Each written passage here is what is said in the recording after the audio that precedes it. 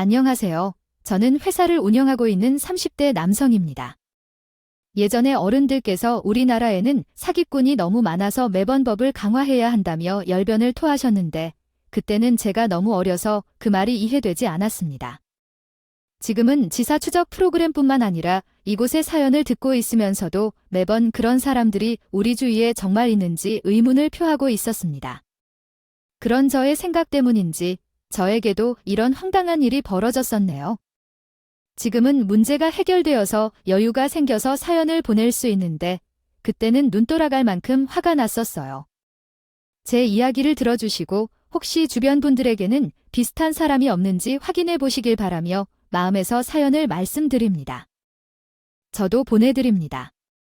앞서 제 소개한 것처럼 어린 나이에 성공한 사업을 창업하여 지금까지 이어가고 있습니다. 젊은 나이에 크게 성공할 가능성이 있는 일에 도전했지만 무모하게 행동하진 않았습니다. 사업을 시작할 때 어느 정도의 준비를 해야 한다는 것을 알고 있었기에 바늘구멍보다 작은 가능성에 기대지 않고 노력했습니다. 제 마음대로 되지 않을 것을 알면서도 성공의 확률을 높이기 위해 매진했습니다. 평범한 삶을 살아도 되는데 왜 무모하게 성공을 추구했을까요? 그 이유는 바로 어머니와의 약속 때문이었습니다. 어릴 적에는 부모님의 사랑으로 행복한 시간을 보내며 자랐었지만 나중에는 성공을 향한 집착이 무모해지게 만든 것입니다. 그렇게 왕성한 호기심과 체력으로 말하듯이 하루에도 몇 번이고 사고를 치던 말썽이 있죠. 경상도 출신 분이시라 무뚝뚝한 아버지 대신으로서 제 가까이 많은 시간을 보내준 어머니는 우리 집의 마스코트처럼 존재하셨습니다. 그런 어머니 덕분에 우리 집에서는 항상 웃음소리가 끊이지 않았죠. 제가 초등학교에 들어가고 고학년이 될 때까지만 해도 저는 그런 평범한 일상을 보내며 살았습니다. 그러다 어느 날 매번 반겨주셨던 어머니께서 식탁에 심각한 표정으로 앉아 계셨습니다. 다녀왔다. 제 큰 소리에도 반응하지 않으시던 어머니는 제가 식탁에 가까이 다가갈 때까지 어두운 표정이셨죠. 저도 이상한 분위기에 눈치를 채었습니다. 제 방에서 하종일 조용히 퇴근을 하시고 아버지께 인사를 드리러 방문을 열었지만 부모님 두 분의 모습을 보고 아무 말도 하지 못했습니다. 하루 종일 표정이 좋지 못하시던 어머니는 아버지 품에서 울고 계셨고 저와 어머니 앞에서 눈물 한 번 보이신 적 없던 아버지께서도 눈에서 흘러나오는 눈물을 겨우 참고 계셨습니다. 매일 생각 없이 지내던 저도 두 분의 모습을 보면서 무엇인지 모르겠지만 기가 찾아왔다는 걸 알 수 있었어요. 다음 날부터 아버지는 일찍이 회사를 퇴근하시고 며칠 뒤 아버지께서 어머니의 상황을 설명해 주셨습니다. 선준아, 엄마랑 아빠가 상의했는데 너도 알고 있어야 할 것 같아서 엄마가 많이 아프다고 했습니다. 이젠 그래서 아마 꽤 오랫동안 투병 생활을 할 거야. 그러다 보면 엄마가 힘들어셔서 선준이한테 지금처럼 신경을 못 쓸 거고 아빠도 아픈 엄마 간호를 못할 수 있어. 물론 우리한테는 여전히 선준이가 가장 소중한 존재인 것은 맞지만 앞으로는 엄마 아빠가 많이 못 챙겨서 그렇게 느끼지 못할 때가 많을 거야. 마음만은 절대 그렇지 않으니까 혹시 외롭고 힘들더라도 조금만 참아주고 엄마한테 힘이 되어주는 아들이 되어줬으면 고맙겠어. 아빠 말 무슨 말인지 알겠지? 지금이 암을 극복하는 사례도 많고 치료약도 많이 나왔지만 제가 어린 시절에도 암이란 병은 고칠 수 없는 무서운 병이었습니다. 그런 암이란 병이 우리 어머니에게도 있었거든. 발병하더라도 엄마가 어떻게 될까 걱정되어 홀로 많이 울기도 했습니다. 그날부터 저는 아픈 어머니를 위해서라도 일찍이 천리 들기 시작했습니다. 항암 치료 때문에 외출이 자주 제한되는 부모님을 이해하며 아무도 없는 집에서 홀로 밥을 챙겨 먹고 나가서 놀 생각도 없이 앉아서 공부를 하거나 책을 읽는 시간이 많아졌죠. 아마 어린 저에게는 그 모습이 부모님을 기쁘게 하는 행동이라고 생각했던 것 같습니다. 내가 더 이상 어리지 않고 의젓해져야 엄마도 아빠도 걱정을 덜 하실 거라 생각했습니다. 항암을 위해 삭발을 한 적이 있었는데 그때도 이전과 다를 것 없는 모습의 엄마였지만 항암 치료를 마치고 난 뒤의 모습은 제가 봐도 그 고통이 없는 것 같습니다. 느껴질 정도로 힘들었습니다. 그래서 저는 괜히 엄마에게 스트레스를 주지 않으려고 노력했고 항상 조용하게 생활했던 것 같아요. 밝은 성격을 가진 어머니가 투병 생활을 하게 되면서 점점 지쳐가시고 우리 집은 어머니의 웃음소리로 가득했던 것과는 달리 점점 웃음이 없는 무거운 집안 분위기가 되어 있었어요. 시간이 지날수록 질병이 더욱 악화되어 어머니로 인해 부모님은 더욱 고통받으셨고 가족과 시간을 보내기 어려운 상황 속에서 저는 외로움을 많이 느꼈지만 다들 힘든 상황에 불평불만을 터뜨릴 수는 없었어요. 그래도 어머니는 제게 힘이 되어 다시 일어서겠다고 많이 노력하셨지만 상황은 나아지지 않았습니다. 그러던 중 어머니께서 결국 제가 고등학생이 되기 전에 세상을 거하셨습니다. 떠나시고 말하는 중에 돌아가시기 전 어머니께서는 저에게 자신이 병원에서 어려운 시간을 보내는 데 대해 미안하다는 말을 몇 번이고 반복하셨습니다. 그러한 말씀을 하셨습니다. 그래서 제가 그날 이후 어머니의 유언을 제 좌우명으로 삼았고 정말 무슨 일이든 후회하지 않도록 최선을 다해 살아왔습니다.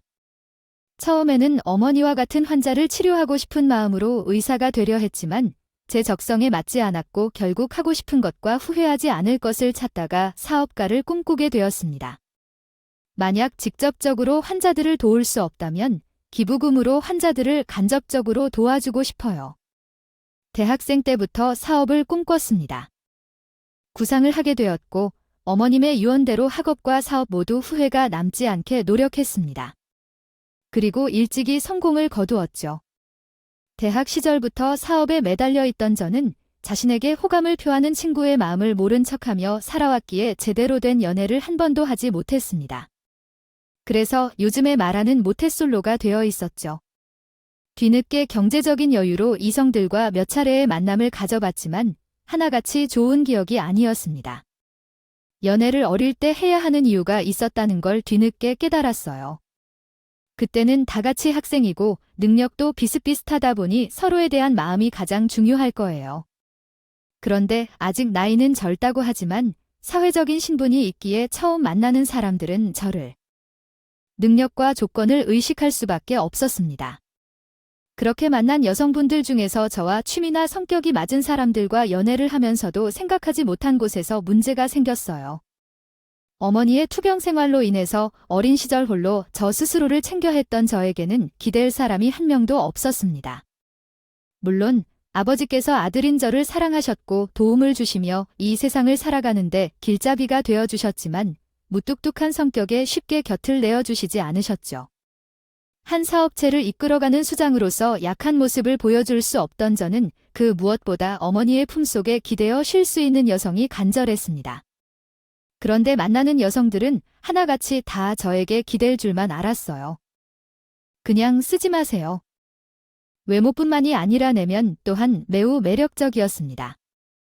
힘들고 굳은 일에 몸을 살리려 하는 여성들과 달리 먼저 나서 동호회 일을 주도했고 섬세하다고 표현할 정도로 주위의 사람을 잘 챙기곤 했습니다.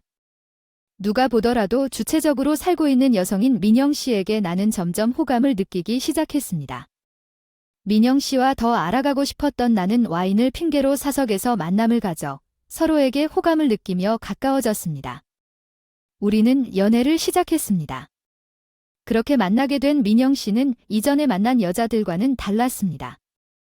비싼 선물이나 고급 레스토랑 같은 것을 바라지 않았고 만날 때도 나에게 기대하는 거라곤 자신을 향한 진실된 마음뿐이었습니다. 기념회를 맞아 작은 선물이라도 하자고요. 전부 다 상술이라며 제 손을 끌고 가 다시 환불을 해오곤 했습니다. 오히려 제가 선물을 고민할 시간에 자신과 전화 한 통이라도 더 해주길 바라는 사람이었죠. 그렇다고 해서 또 저의 일거수일투족을 감시하고 자신에게만 모든 관심을 쏟아 주길 바라는 여성은 아니었습니다. 일 때문이 긴 시간 연락을 깜빡해도 전혀 문제 삼지 않았고 사업하는 사람이니 일이 중요하다고 자신을 최우선 순위로 두지 말라며 바쁜 저를 이해해 주었어요. 그럼에도 불구하고 미안해하는 책의 영희는 마치 오래된 부부처럼 제 옆에 있는 것만으로도 행복하다 했고 제가 힘들 때면 기대어 쉴 수 있는 그 품을 가진 여성이었습니다. 제 어린 시절 이야기를 듣고는 저를 안타깝게 여기며 제가 더 부담스럽다고 생각해요. 자주 제게 기대어 줄 것을 바라는 포용이 넓은 사람이었던 저에게는 감사했고 또한 모든 도움을 주고 싶지만 그에게 번번이 없었습니다. 매번 도움이 필요할 때마다 자기 일은 혼자서 할 수 있다며 거절을 하고 했었거든요. 돈도 시간도 바라지 않으며 주기만 하던 그런 민영이가 어느 날부터인가 저와 데이트를 하는 중에 좀처럼 집중도 못하고 어두운 표정을 보이곤 했습니다.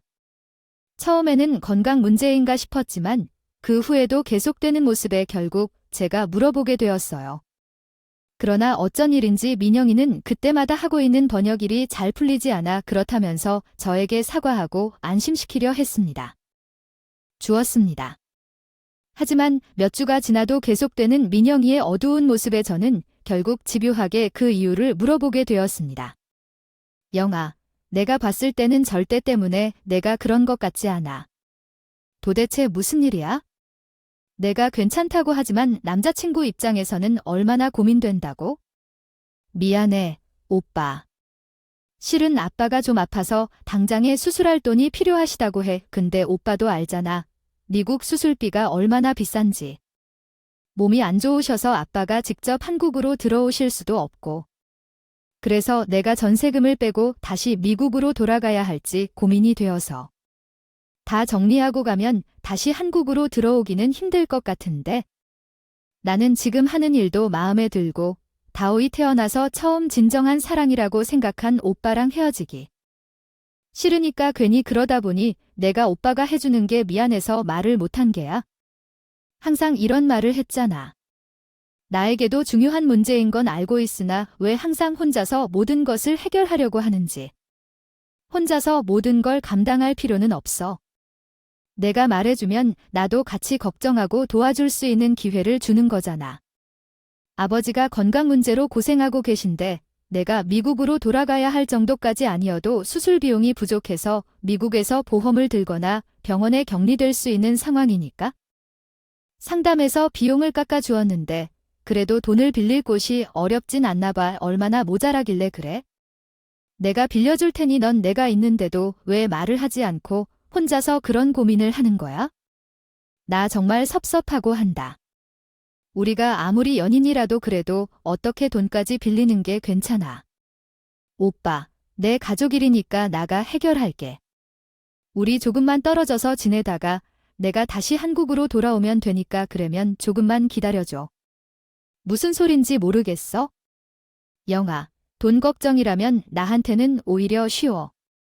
얼마면 말만 하면 내가 빌려줄게. 내가 그냥 주는 게 부담스럽다면 우리 만나는 동안 천천히 갚으면 되잖아. 응, 저는 금액이 얼마인가를 떠나서 영희가 나를 어떻게 생각하는 건지에게는 내가 그 고민을 이야기할 수 없는 존재인가 싶어서 많이 서운했습니다. 아직은 오래되지 않은 만남이었지만 사랑의 크기가 시간에 비례하지 않고 우리는 오래 만나온 연인들을 못지않게 서로를 믿고 의지한다고 생각했으니까요. 물론 민영이는 자신이 미국에서 살다가 도움을 받는 것이 어색하고 불편해하며 저에게 여러 번 설명해 주었지만 그럼에도 불안하고 기대하지 않았다는 것에 서운함이 바로 가지지는 않더군요. 제가 민영이를 믿고 기대는 만큼 민영이도 그렇게 주길 바랬나 봅니다. 상황이 악화되어 민영이와 이별을 할 수도 있다는 생각에 저는 우선 민영이에게 부족한 금액만큼 도와주기로 했습니다. 아니야, 오빠. 내가 다른 친척들한테 먼저 빌려볼게. 역시 괜히 말 있어? 오빠가 이럴 줄 알고 내가 말을 못한 건데 영아 반대로 생각해봐야 내가 능력이 안 되는 것도 아닌데 어떻게 지켜만 보고 있겠어? 너는 거절하지 말고 어서 받아. 아버님 건강이 먼저야. 입과 돈이 먼저겠죠? 우선 한번 곰피 넘기고 다시 이야기하자. 연인의 당연한 행동에도 민영이는 몇 번이나 고개를 숙이며 저에게 감사의 인사를 표했습니다. 그리고 다행히 제가 빌려준 돈으로 아버님의 수술비도 해결할 수 있었고요. 서로에 대한 마음을 더 확실하게 알 수 있었던 그 일을 계기로 우리는 좀 더 깊은 한마음이 되어갔습니다. 민영이를 만남을 이어가면서도 그날의 고마움을 계속해서 나에게 표현했습니다. 그리고 한 달이 되기도 전에 빌려준 금액 중 일부를 제외하고 돈을 다시 돌려주었어요. 오빠야, 내가 능력이 부족해서 빌려준 돈 전부를 바로 갚지 못해서 아직 남은 금액은 빨리 해결해 줄게. 아, 민영아, 너 형에게 돈을 벌써 갚았냐고 목돈을 만나줘도 괜찮다며. 오빠도 사업하는 사람인데 언제 어디서 돈이 필요할지 알 것 같아. 그래도 다행히 돈을 받을 곳이 있어서 우선 오빠부터 먼저 해결해야 할 것 같아. 그리고 아들이랑도 고마워하신다고 계속해서 말씀하시는 것 같아. 오빠랑 빨리 통화하거나 만나고 싶다는 연락을 보내셨어. 그런데 아직 몸 회복 중이셔서 곧 바로 통화하기 어렵다고 해서 너무 왜곡 들렸습니다. 아쉬워. 하시네, 전화야. 나중에라도 얼마든지 할 수 있잖아. 우선은 아버님의 회복이 먼저이니 나중에 내가 먼저 전화드리겠다고 민형이 내가 대신 전해드려. 아버님의 건강도 중요하지만 나는 민영이가 내 곁에 남아줘서 정말 다행이야. 사람의 마음이라는 게 화장실에 들어갈 때와 나올 때 다르다던데. 저는 민영이가 제게 피해를 주지 않기를 바란다. 부위만한 금액으로 되는 모습에 한 번 더 할 수밖에 없었습니다. 만나면서도 항상 제 지갑에서 돈이 나오는 것을 싫어하던 민희는 항상 돈 10원도 가며 데이트를 즐겼습니다. 매번 보여주는 것에 목숨을 걸곤 했습니다. 다른 여자들과는 달리 소박한 것을 찾으며 오직 내 곁에 있는 시간만으로 행복해하는 그녀에게 있었을 때 프로포즈를 할 때를 노리게 되었습니다. 만남이 이어지면서 종종 앞으로의 미래를 이야기하던 민영의 모습에 고백할 적당한 시기만 기다리고 있었습니다. 그런데 민영이가 먼저 깜짝 놀랄 만한 제안을 해왔어요. 오빠, 우리 부모님 한국에 아예 들어오시기로 했는데 저번 수술비 도와준 것도 고마워하시고 오빠를 정식으로 만나고 싶다 하셔서 오빠는 어때? 아, 그래. 나야 당연히 뵙고 싶지. 그럼 부모님이 미국을 정리하시고 한국으로 아예 돌아오시는 거야? 응, 저번 수술로 마음이 많이 그러셨나 봐. 사람 일 어떻게 될지 모른다고. 아빠는 앞으로는 고향에서 생활하고 싶어 해. 내 결혼 문제도 걱정하시는 것 같고, 그럼 오빠만 괜찮으면 우리 부모님 모시고 편한 시간에 보자. 빨리 보면 좋겠다. 부모님이 벌써 난리시는 오빠 보고 싶다고. 아, 그리고 평소에도 멋있지만 그때는 정말 멋있게 하고 나와 사실 우리 부모님은 오빠를 벌써 사람이고 생각하시더라고요. 한국으로 돌아오신다는 영인의 부모님께서는 저를 사랑감으로 생각하신다는 말을 저는 기대를 할 수밖에 없었습니다. 이번 민희 부모님을 뵙는 자리만 잘 마친다면 곧바로 고백을 할 계획을 하게 되었죠. 그렇게 식당에서 처음 뵙게 된 민영이 부모님께서는 저는 매우 좋아해 주셨습니다. 딸의 선택을 존중하는 부모님들께서는 벌써부터 사귀는 사이인 저를 대접해 주셨고 얼마 지나지 않아 민영이에게 정식으로 결혼 프로포즈를 했습니다. 기대했던 대로 민영이는 제 프로포즈를 받아주었고 우리는 정식으로 부모님들을 찾아뵙고 결혼을 허락받으며 준비를 하기 시작했습니다. 다음 주에 아버님 어머님을 찾아뵙는 것은 아직 확정되지 않았어요. 그러나 오빠, 우리 꼭 집에서 만날 필요가 있을까요? 저번에 식당에서 뵈었고 이번에는 결혼 허락만 받으면 돼요? 제가 뭐든 괜찮아요. 혹시 집에 무슨 일이 있나요? 표정이나 말투가 조금 달라 보이는데요. 차 안이 무슨 문제가 있는 것처럼 보이는데 실은 이런 얘기까지 하고 싶지 않았는데 그래도 결혼할 사이에 솔직하게 이야기할게. 사실 부모님 사는 집이 누구를 부르기에는 좀 누추해. 저번에 수술비 모자란 것도 한국에 돌아오게 된 것도 사실. 부모님께서 경제적으로 많이 힘든 이후에서야 그래서 부모님께서도 좀 그러신가 봐.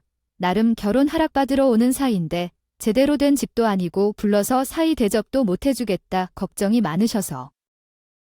그래서 아직 어떻게 해야 할지 결정하지 못했어. 그래서 말인데 오빠만 괜찮다면 그냥 찻집에서 잠깐 봐도 될까? 내가 오빠가 회사 일로 바쁘다고 우리 부모님께 둘러 말하면 우리 부모님 최면도 서고 영애 난 뭐든지 괜찮아. 아버지와 어머니께서 불편하시다면 그렇게 나를 모른 척할 테니. 부모님의 편 이야기까지 꺼내는 것을 보니 걱정할 만한 상황인가 싶었어요. 자세한 형편도 모르는 상황에서 무턱대고 도움을 드릴 수는 없을 것 같아요. 우선은 부모님의 결혼 허락을 받는 자리를 가지기로 했죠. 그 외에도 별다른 문제 없이 결까지 마치게 된 제와 민영이는 본격적으로 결혼 준비를 하게 되었습니다. 그때부터 보이기 시작했어요. 처음 같이 살 집을 둘러보러 다닐 때부터였죠. 저는 전부터 제 회사 근처에 얻고 싶었던 고급 아파트가 있는 것이었습니다. 시설도 좋고요. 평소에도 넓고 다 좋았는데 아무래도 혼자 살기에는 부담되어 포기했던 곳이에요. 하지만 신혼집으로 괜찮지 않을까 생각했습니다. 오래 살 집이라면 좀 더 큰 평수까지 감당할 수 있을 것 같아 그 집을 둘러보는데 누구나 좋아할 만한 집을 둘러보면서도 민영이는 왠지 표정이 좋지 않았습니다. 왜 집이 별로야? 아니, 넓고 좋지. 여자라면 누구든 이런 집에서 사는 걸 꿈꾸지 않겠어. 근데 왜 그런 표정이야? 아니, 그냥 우리 부모님은 다 쓰러져가는 집에 월세로 살고 있는데 날은 이런 곳에 살게 되니까 마음이 복잡하네. 그럼 이런지 말고 외곽이 좀 큰 집을 구해서 양쪽 부모님 두 분 다 모시고 살까? 아니야, 내가 괜한 얘기했네. 물론. 나야 좋지만 우리 부모님은 아마 좋아하지 않을 것이에요. 외국에서 오래 사셔서 독립된 생활을 좋아하시니까, 그러니까 말이야, 오빠랑 우리 결혼하는 사이잖아. 부모님이 오실지 구하게 하고 싶은데 제게 돈을 빌려주시면 안 될까요? 그러면 그냥 집을 내가 사드리면 돼. 뭐 별일로 부부끼리 서로 돈을 빌린다는 말을 하고 번거로운 일을 하지 않아도 될 텐데. 그래요. 결혼하면 세금도 많이 나가고 직접 집 계약하러 다녀야 해서 오빠가 바쁜데, 근데 장인어른과 장모님은 얼마 안 되셨는데 한국에 오셨잖아요. 그래서 이 동네도 그런데 정말로 괜찮은 집인지 확인해야 되잖아. 제가 받아야 해요. 전세는 세금에 크게 영향 안 미치니까 괜찮아요. 어머니, 아버지인데도 우리 부모님인데 이렇게 남의 집 사이를 하게 하는 건 좀 불편할 텐데요. 만들어 자가해서 편하게 사세요. 민영아, 내가 사업이 잘 되고 있긴 하지만 지금 당장 우리 집과 자리 구하기에는 능력이 되지 않아.